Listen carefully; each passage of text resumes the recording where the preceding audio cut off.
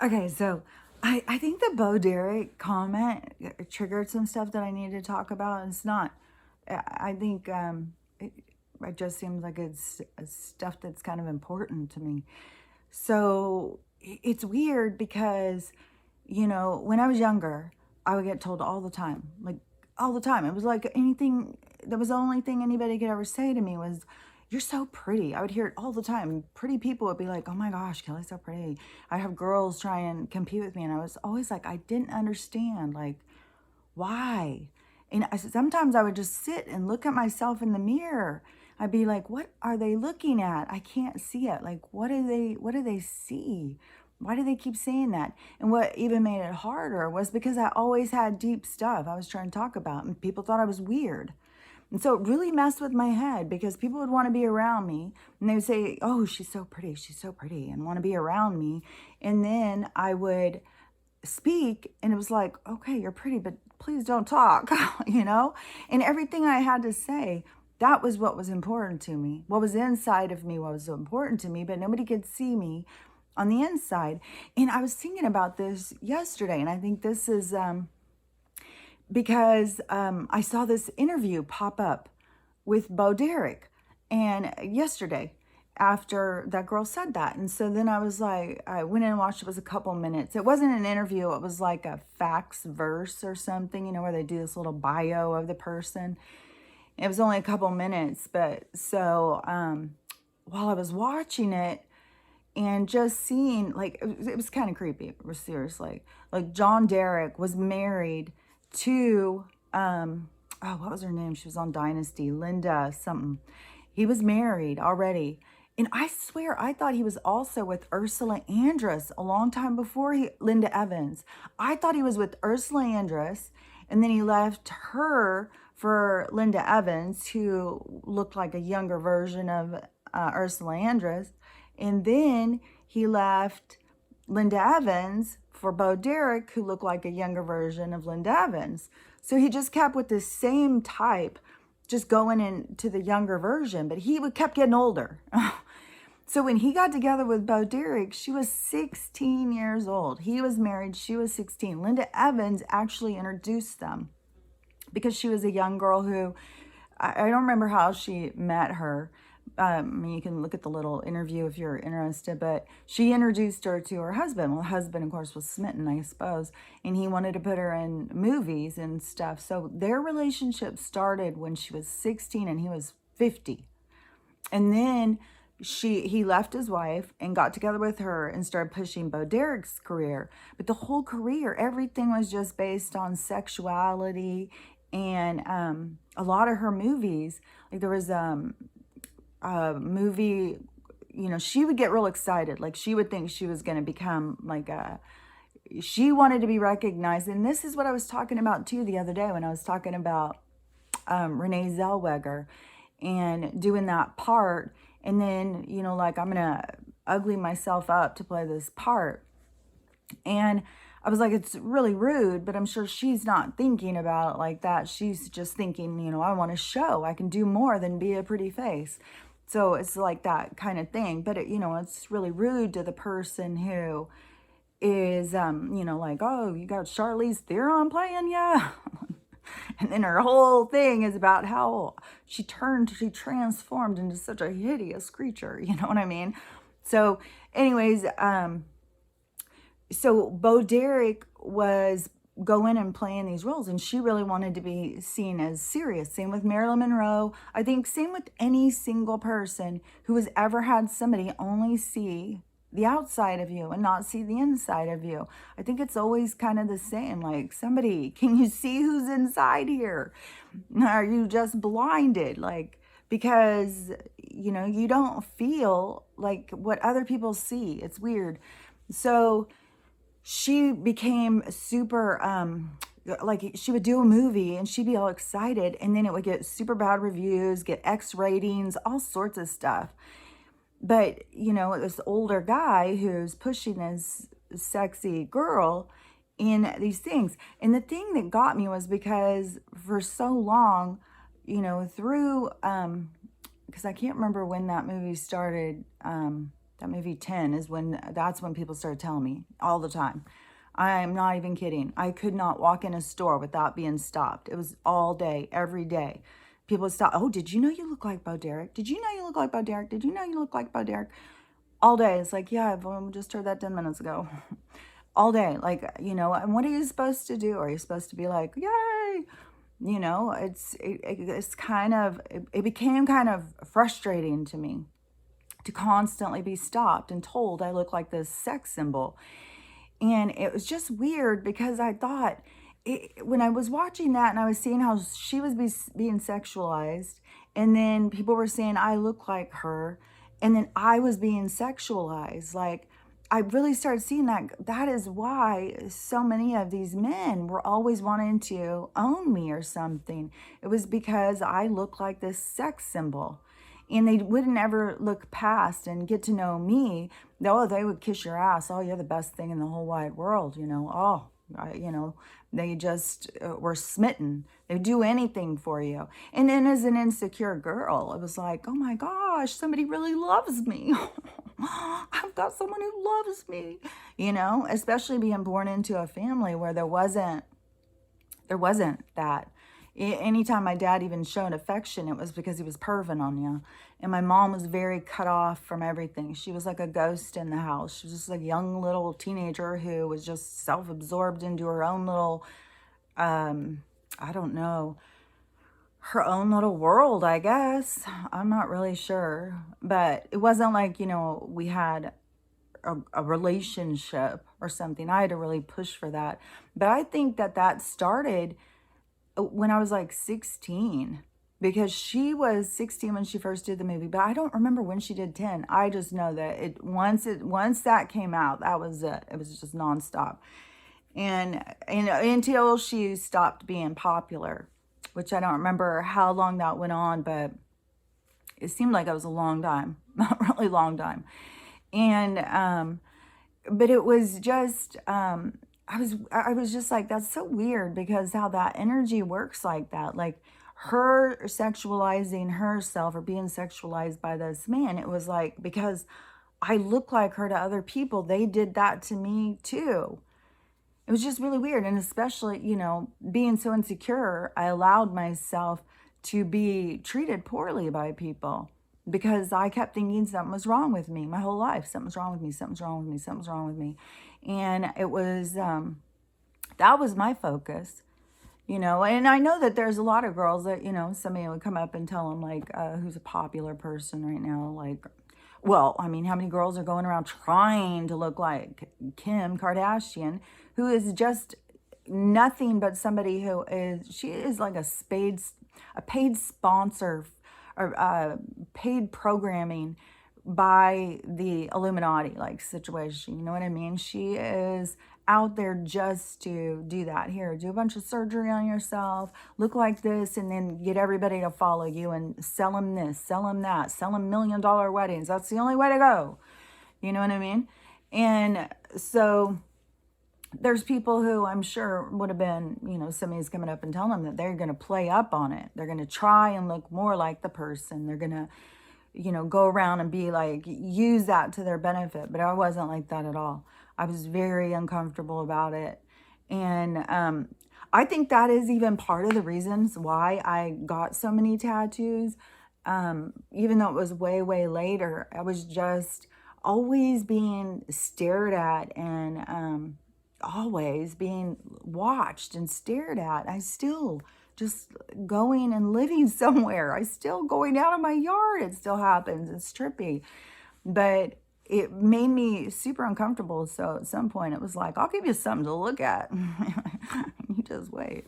So, but anyways, I was just thinking about like how that energy works. And and I know it was all to teach me stuff, because I really saw, the things I learned in my family, because we had money and we had people around us all the time, people who had a lot of money. I never, we would go to fancy houses and stuff like that. So it wasn't,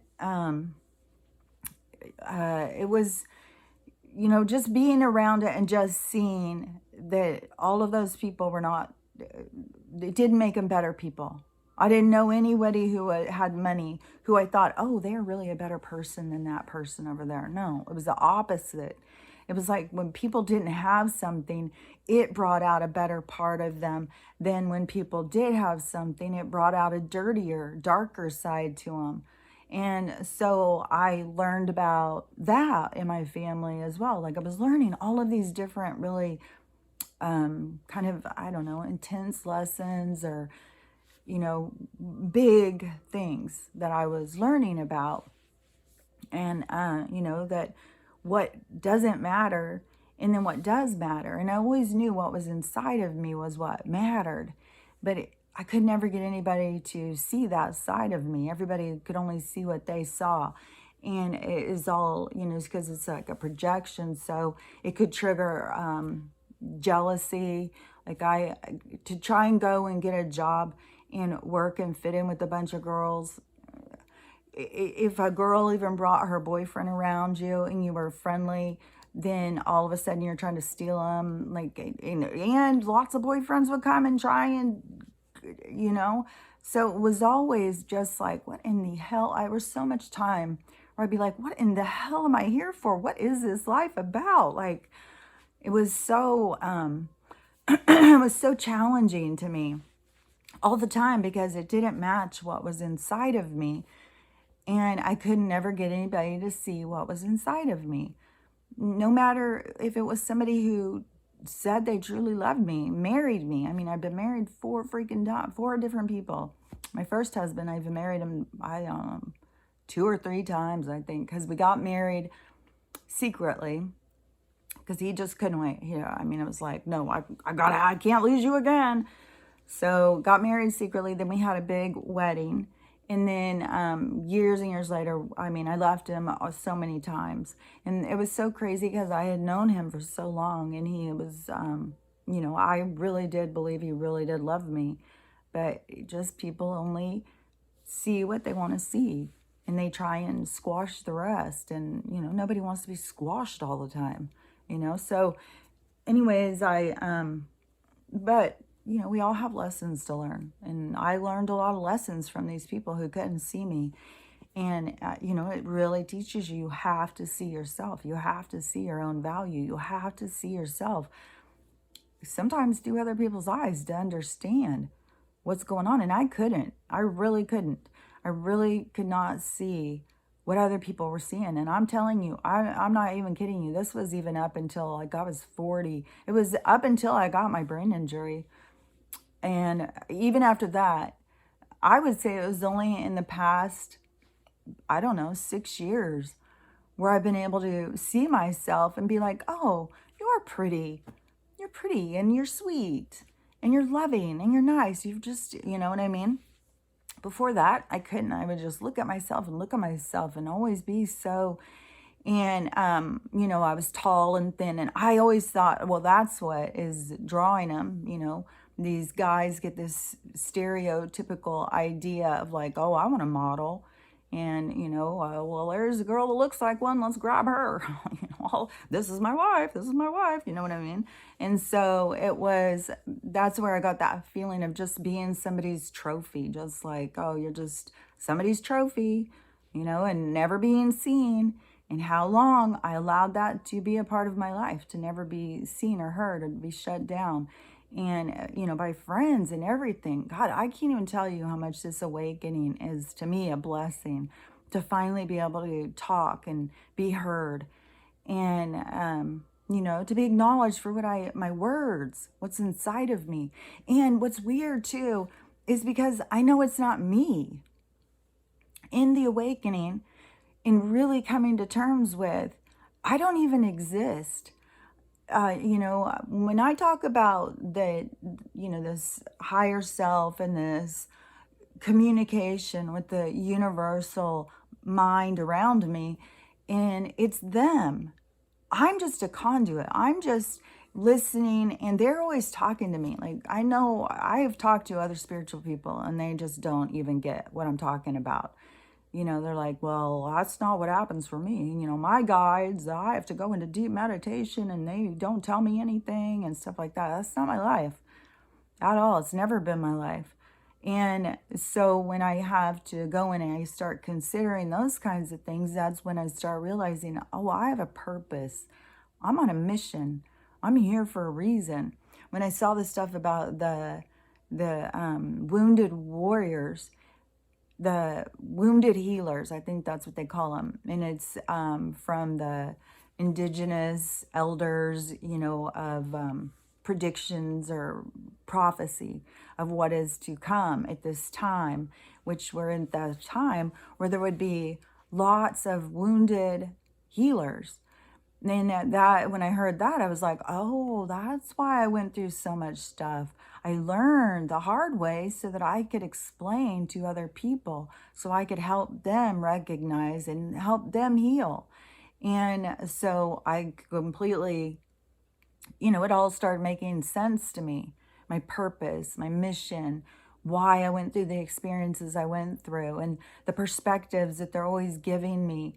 And yesterday I shared some movie thing, and this girl was like, you sure do watch a lot of movies? And I was thinking, and I said something, I said, I start a lot of movies, but my guides bring me movies that they want me to see and talk about. And so, but sometimes, I'll go in and look, but, who's controlling what you see? So but I kept thinking, like, I should have just said a lot of movie. I mean, like, what's a lot of movies? Like, like point out, like, how do you know? How do you know? And what is a lot of movies to you may not be a lot of movies to me. Like, how we come up with these little tiny things like that. Oh, you do this a lot. You do that. It's like, you don't even know me and you don't live with me and you don't know what I do a lot. And it's just weird because we do that all to each other, and it's our own perception. It's our own, maybe this person watches no movies. Maybe they watch sitcoms. Maybe they don't even own a TV. Maybe they just sit and paint all day. Maybe they, go outside and walk around. Maybe they work 2 jobs. I don't know. My life is not their life. My life is isolated out in the woods where it's raining all the freaking time. You get a day of sun, and that's a spray day. So even when you go out and you sit, you end up with allergy reaction and feeling like shit. And then, and then the rain comes. So there's a reason why I stay in a lot of the time and, try and find things to do. And I don't think anything's wrong with that or anything, but they really do bring me information that they want me to share. I can't even tell you how many things that really I start, and it's just like in the first 2 minutes, they just want me to see that, and then it's like and I'll share it, and it will get a lot of response. So then it's like, oh, okay, I get what's going on here. And what's weird too, on top of this, is that when I was trying to think when it very first started, when I very first started being told I was going to be, it was a long time ago, very long time ago. And I started being told I was going to be a spiritual speaker that people were going to be searching out. I was going to be well known, and there was going to be a lot of people who wanted to talk to me and people coming to me for guidance and stuff like that. And I kept thinking, well, I don't know how that's ever going to happen. That sounds crazy. But then that would get it all the time. I go get my palm read. I go get my cards read. Anything I would go do, I was constantly being told the same message over and over and over. And I couldn't wrap my head around it. And this is where, before, this was months and months ago, where I said, sometimes when the universe comes in and tells you this is what's going to happen, I think a lot of people, they go the other way. Oh no, I know. They don't value themselves enough to see that they could even be in a mission. It's just like, I've got nothing to say. I've got, I just need to, like you have to step into your power. You have to listen to what they're telling you and then say, oh, okay, I'm going with you. It doesn't make sense to me right now, but I'm with you on this. Like, I mean, it's not like I have a choice. I mean, everything is destined, but there's a reason why they tell you the things they tell you. They're always telling you what's going to happen. For me, they're always telling me, well, ahead of time what's going to happen. Like, all this stuff I knew was going to be happening a long while back. So when they started telling me that, I couldn't understand it at all. I couldn't, it didn't make any sense. And then when I started my YouTube channel, all of a sudden, it was like, oh, I just stepped into my power. I just walked through that gate. And all of a sudden, it was like I could understand what they were saying. And, especially when there's like a lot of people on TikTok are always coming and wanting to hear me. And then this morning, this was another thing I had seen when I got up. There was two different people who came in and said, I have to keep refollowing you and refollowing you and refollowing you. I keep getting kicked off. And it's like, it's not me. And I know it happens on here too, on YouTube, because I can see the numbers and they don't make sense. And so I know that they are kicking people off of any platform. And sometimes I wonder, like, how, because I'm not doing or saying anything worse than somebody else. Why are they always trying to stifle my voice? And I feel like I got on some list or something back in the Bush days because, I was outspoken. I was seriously, when Bush and all of that stuff was going down, I was ready to just do everybody a favor and be the shooter. Like, I was so freaking, I couldn't believe the shit that was going on. And, and so, I figured, like, well, I must be on a list. Maybe that's why, that they just watch certain people.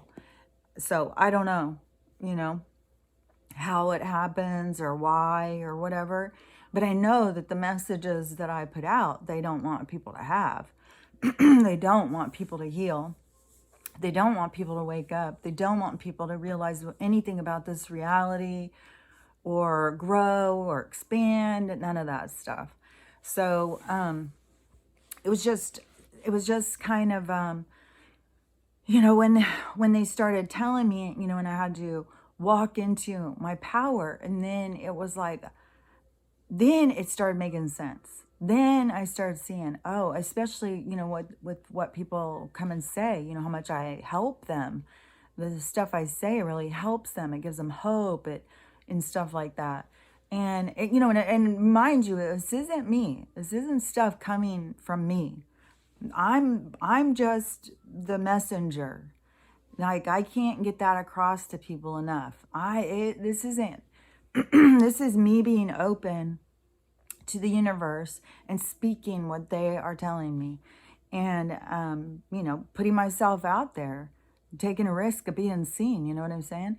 And so this one of my grandkids, because my grandkids are on TikTok and stuff like that, and then to see grandma's count go up, up, up, up, up. And so a couple weeks ago, one of my granddaughters, she was like, oh my gosh, grandma, you're so famous. And I was like, I don't remember what I said.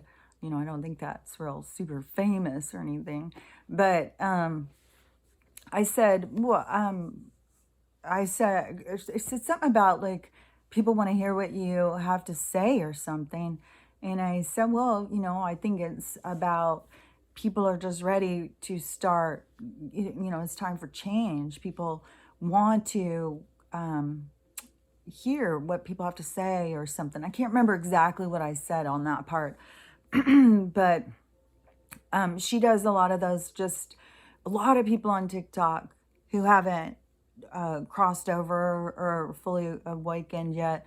They do these like lip syncs in these mimics and duets and stitches, all that kind of stuff. And so she does a lot of that kind of stuff, you know.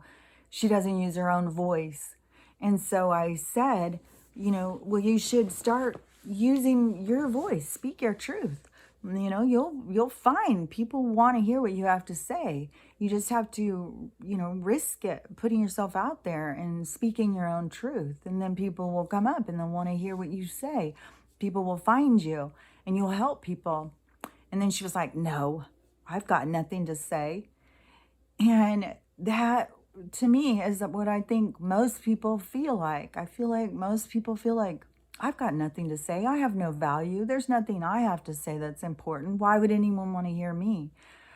And, you know, if I didn't have such a push, I could have very well stayed in that situation too. But, you know, my guides are not going to, they're always like, you're here for this. This is your mission. And I'm really excited because I do feel like after all of the challenges I went through in my life, that I am at that time. I really did walk through that gate, and it really is time for change. And so I was like, we all have a story. We all have experiences. We've all had challenges. We've all had obstacles. That's what life is.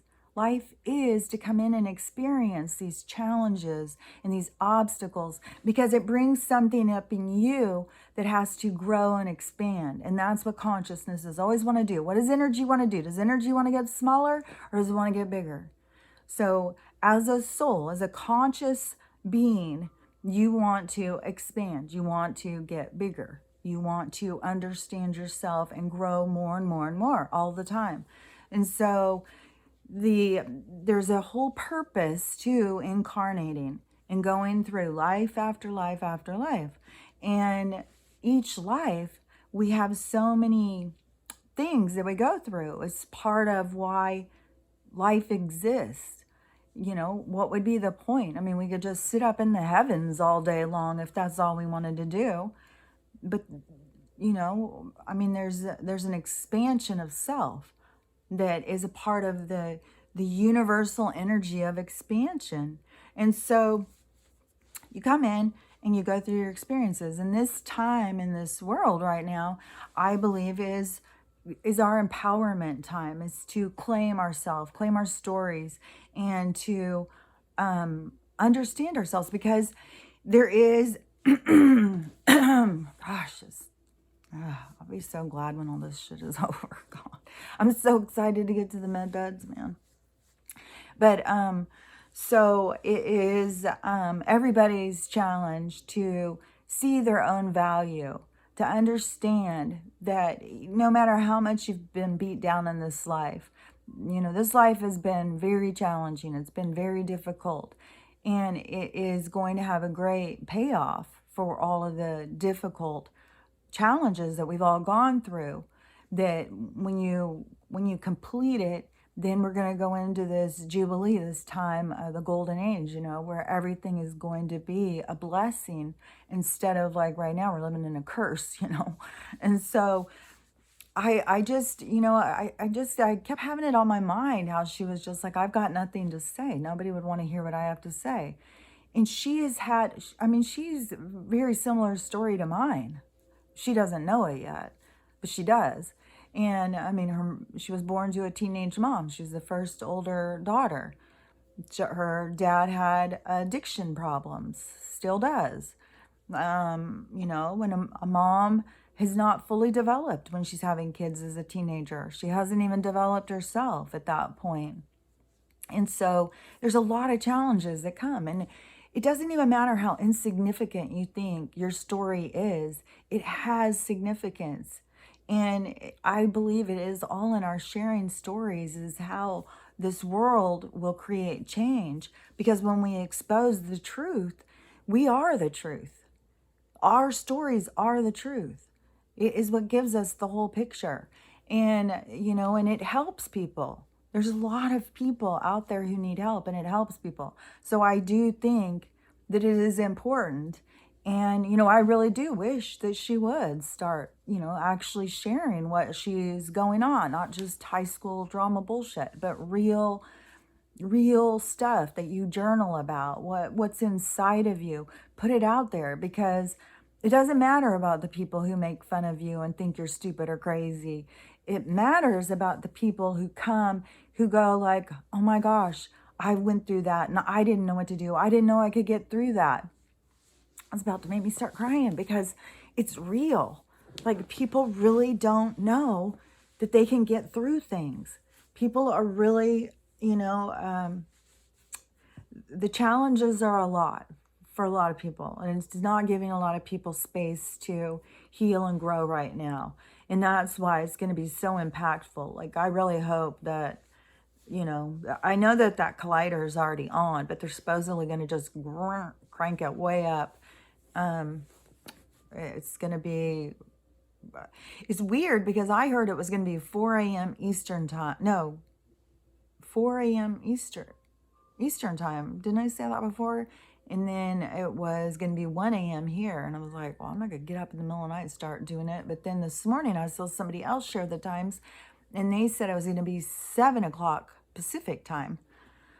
So I don't know. I just say, just all the time, every time that you have time to think, just stay focused on the positive and keep seeing. Like, to me, what I keep looking at and seeing is, like, I look at nature and I want there to be nature. And last night, kind of what they were showing me was that it would still, there's going to still be, like, when we go into our healing, nature is going to go into its healing. And so there's going to be a lot of healing on the planet. I think that we're going to still have forests and stuff like that. I think there's going to be some changes to the landscape. I think there's going to be more water, but I think that it's gonna be beautiful. And so, to me, picture what it is that you want in our physical reality. Like, do you imagine yourself living on an island? I do. But I imagine myself having more than one home, because I imagine I'm going to have homes in the forest, homes on a beach, homes, like, I want to have. And not just like, oh, I've got an empty house. Like, I would let people go there and travel or whatever, Like, I would love to have a home in Scotland. That is one I really would love. And then I love Portugal and Costa Rica. I would love to have a home in some island. Like, Costa Rica is, I really, really liked, a little beach house. It doesn't have to be fancy. Like, it could be, I don't care if it's like a little tiny cabin, just a little place I could go and be there, be in that energy, be a part of that place for a while. And then there are some other places, we all have places that we want to be. So if I want to go in and I'll imagine myself on the beach a lot. I imagine myself, doing things out. There's more to my stuff. Like, there's more to come on some of my stuff, like what they show me and tell me. So, I know I'm going to be with a partner. They've told me and shown me a million times. They've shown me who it is. They've told me who it is all the time. And I'm just waiting for that person to figure it out too. And I can't rush it. I can't do anything about it. I can't sit here like a crazy person trying to convince them or get them to realize it. It's, the universe is doing that. I don't need to do that. But they're always telling me stuff.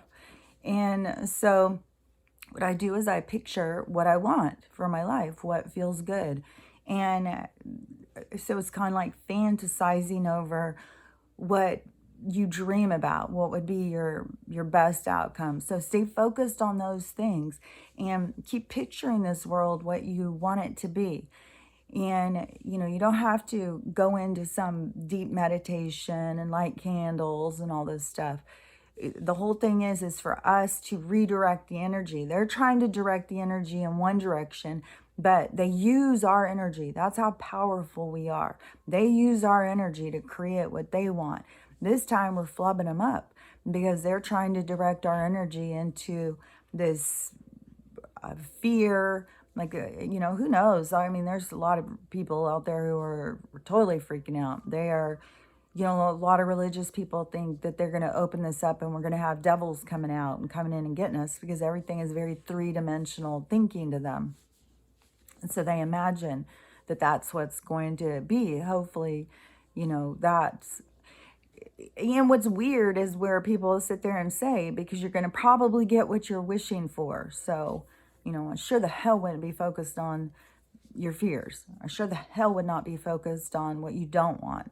I'd be focused 100% on what you do want.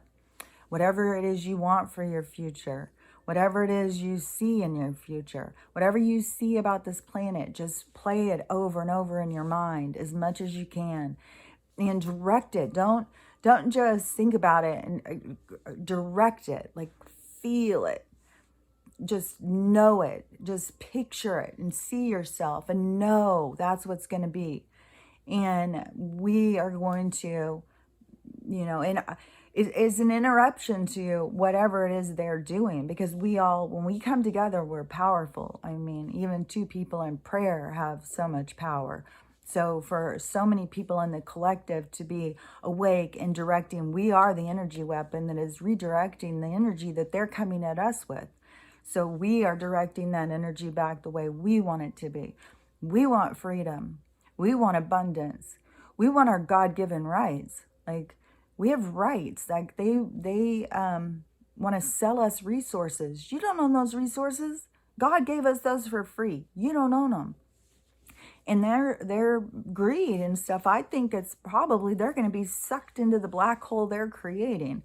And they're going to go out and some of their weirdo, they've got to go learn their lessons. The arrogance and ego in some of these scientists, where other people are saying, I think that they're demons. And I mean, there is shapeshifters. There is other people who are another being that with a facade looks different to us, and we assume that they are human, but they're not. So, and who knows? I mean, the people who are running NASA, I can't believe when I was a kid, I wanted to be an astronaut so bad. Oh my gosh. And then all of those things where it's like, why didn't it go that way? Well, now I see. And why it didn't go that way. There were so many things though through my life where I'd be like, why isn't this going the way I want? Why can't I get things to go the way I want? And it was be very frustrating. But you're always where you're supposed to be. There's no getting away from that. It's destiny. You aren't making your choices. There's someone above you making your choices. And you're along for the ride. You're just a projection. You're just here so they can watch the choices they make. And so that's why I say this, the avatar you can see is Kelly. This person is Kelly, but really I'm not this person. I'm so much more. And it's trippy. And you know what? Also, Stella's doing so much better. Oh my God, so much better. Oh, thank you, baby Jesus. She's, getting up and walking. She's still having problems with her appetite, but that could very well be the medicine. But yesterday she did sleep a lot, most of the day. And today's another rainy day, and I'm going to do the same thing. Just really try and keep her in here conked out, because it really reduces the inflammation in her hips and helps her be able to walk around. And so, when her hips are weak, she falls. Like, she'll be walking and her leg will come out from under her, and she's a lot of weight. And so yesterday or the other day when she did it, I was like, oh, when she fell off the couch a couple times, I was like, oh my gosh, she's gonna hurt her hip even worse. She's got to lay down. She's gonna pull a muscle, and then that takes fucking who knows. I mean, for a human, it can take you 2 months of just sheer pain to get that to heal. And it's so weird too, is when people just say, well, you should just put her down, she's in pain. That's just cruel. And it's like, so is that kind of like where we're going with this? Like, because we got a lot of people in pain. You don't deserve to have a life if you have pain. Because as far as I'm concerned, she's my familiar. She's my spirit animal. We're in this together. And, I'm not going to just put her down like that. Like, if it was really to that point where she really couldn't get up and she just continued to scoot around and crying, well, yeah, I would no way put her through more than that. Um, for in each time, each episode does get worse, but I can't even tell you the hope I'm feeling right now. I'm even going to put one of those little donut things. I was thinking I'll just do it like a necklace, I think, for her, because I could get her a collar and hook it on the collar, but I may just do it as a necklace. She's never had to wear a collar. So I think that will drive her crazy, but a little necklace might not. I don't know. We'll see. But I'm going to, because once you get those, you're supposed to wear them all the time. And it constantly is putting that frequency of healing inside of you. And so I'm going to do that. And I think when we very first go, I think she's going to have a lot of improvement, but I think it will continue to build up her cartilage and her muscles, or whatever, to get it to be more comfortable. She may never go back to having no hip dysplasia, but I feel hopeful because I feel like my scoliosis, once we get through all this and get through the healing, I feel like my spine's going to straighten. I feel deformities will straighten. My spine will straighten, her hips. So I think, when they say that they can grow back whole limbs, like, we can really, it's the frequency. It's always been how they've kept us small, to keep us from not being able to heal ourselves. We've always had the abilities, but they've kept us distracted. They kept us confused. They kept us fighting, and they kept us weak so that we would buy drugs. And so, we've always had these abilities. We just didn't know.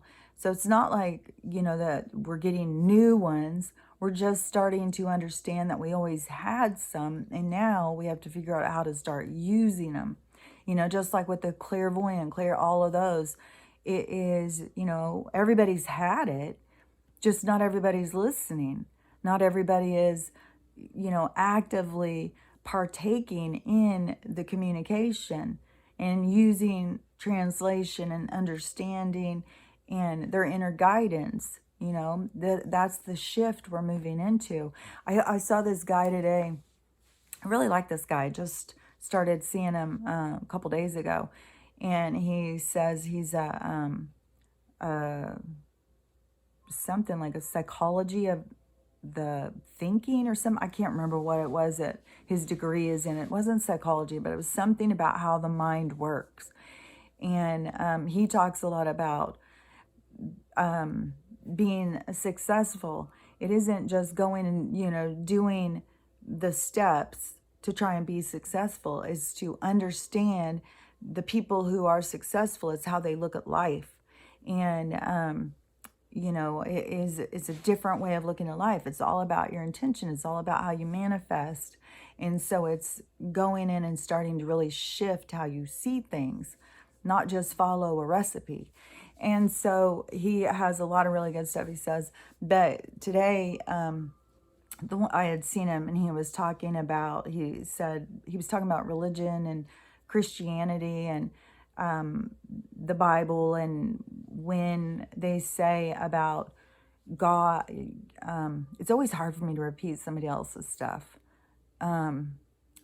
But he was saying about the God, the Christ, is inside of you, and that we're born into a body.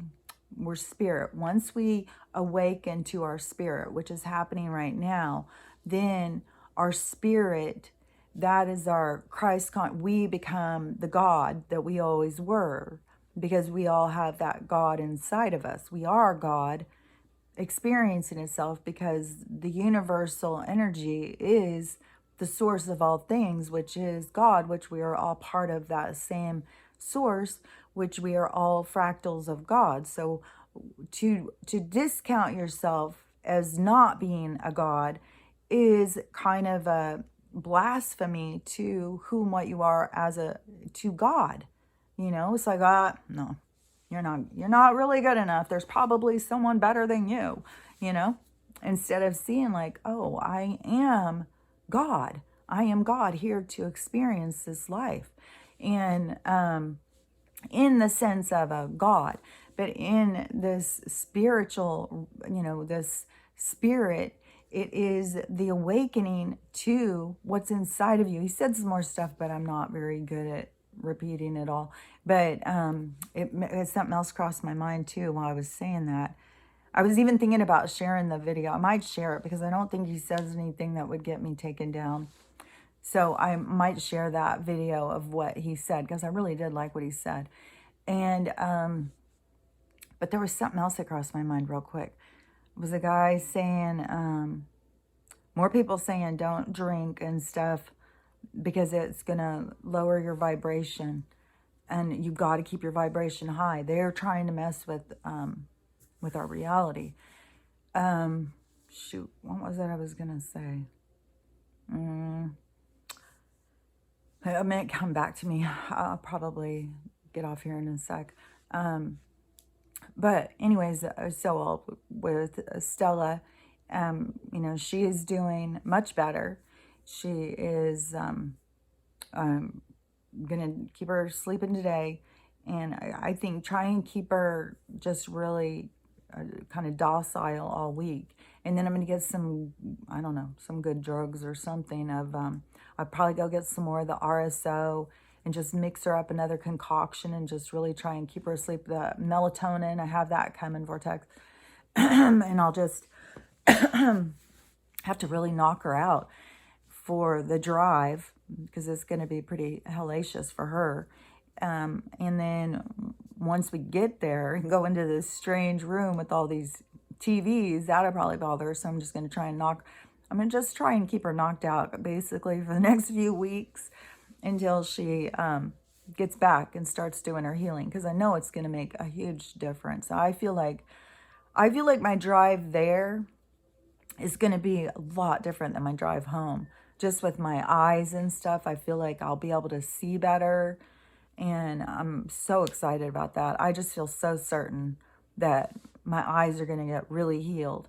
It may not totally straighten my spine and may not dissolve my implants, but once we get into those other med beds, I'm definitely, I think that will help. But I do think it will help my eyes. I do think it will help with whatever's going on, whatever they're doing to our hair.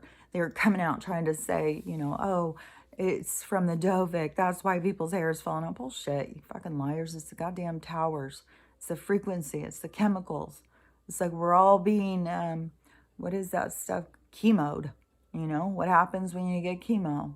It's what they're doing to us all. So I just feel like that those couple of things I really feel will have an impact. My hair, my eyes, just the probably joint pain and stuff like that. I'm just so excited. I can't even. I just feel so excited. I feel so close. Like, oh my gosh, in a couple weeks I'm gonna be in one of those med beds. I'm thrilled. And I'm excited to share with you guys, that's why I'm talking about it too, because I was like, I got to document this, to see really what does happen. Like, I do have significant things. I mean, I'll be talking and my brain may be a lot more healed. Like, I may not, you may be able to see a big difference. Like anybody who can see a difference when I get back over my talking or my brain, or how I skip around and stuff, then message me and tell me, because I do want to pay attention. I do want to notice all of the things that do improve from going into the med bed thing. So because I think it will help other people.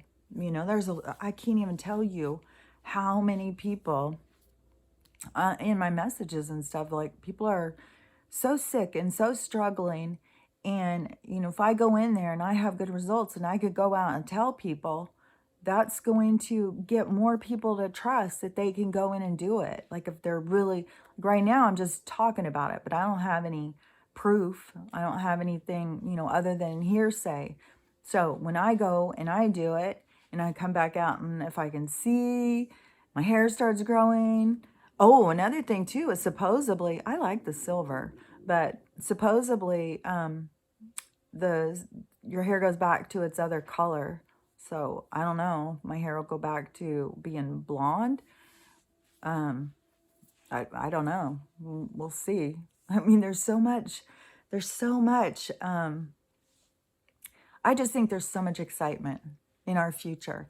Once we get through this low vibration, these energy weapons, these chemical attacks, once we get through this, we're just going to be headed to such good times when people can really start healing and growing and changing and becoming who they want to be, stripping away everything that they thought they were, really, because this world, you aren't who you think that you are, because it's all based on lies.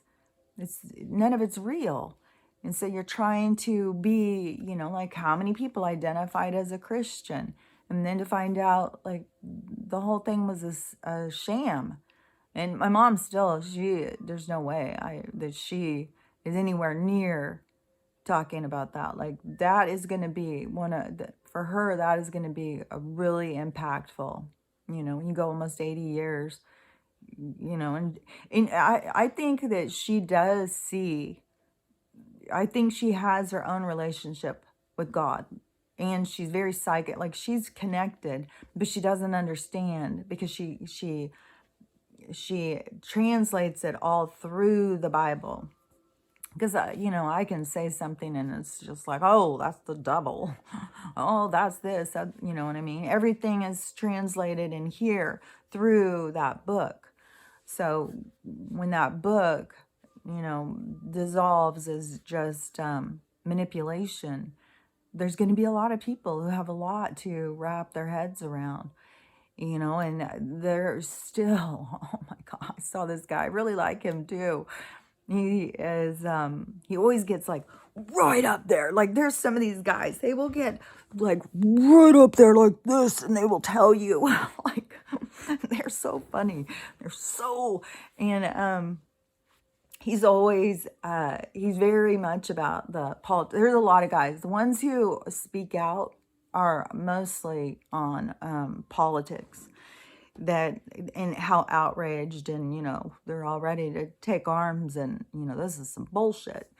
And so that's what I was saying before on this awakening. So many people just get stuck in the one thing that they woke up to. They haven't expanded beyond that. And he was saying some stuff this morning, and completely clueless, like why this is happening or anything. And that is where so many people, they don't understand. This is a mass awakening. This is a changing of the ages. This is fucking huge what is happening. And I heard the thing again yesterday with Dolores Cannon. I've heard so many times where she said that this is the first time the universe, everyone, every energy around is watching what is happening here on Earth, because this is the first time that this has ever happened, that they're going to do a reset, and we're here for it. So this is, usually these resets, I think, wipe everybody out. And then it's reset, put up the new stage, and, new, but we're actually going to ride this out. We are going to be a part of the reset. So this is really huge. Everything happening right now is just, it's so far beyond, who's in charge in the White House shit, That was all just to wake us up, to get us to understand we don't need to be governed. When you wake up and your soul awakens, you don't need all of the parameters, the prison that they created for you. And then you can really recognize this has always been a prison reality. And I really think, though, that there's a purpose to it, because there is so many souls who really don't understand things that, they are really just learning and developing themselves in this system.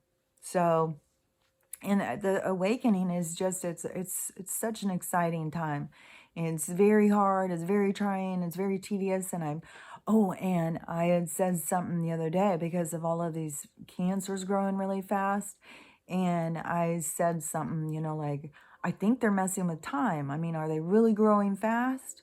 Or is it they're just messing with time? And a lot of people agree with me. But one guy said he has a watch from 1994, and he has to keep resetting it. He said it won't, something's off.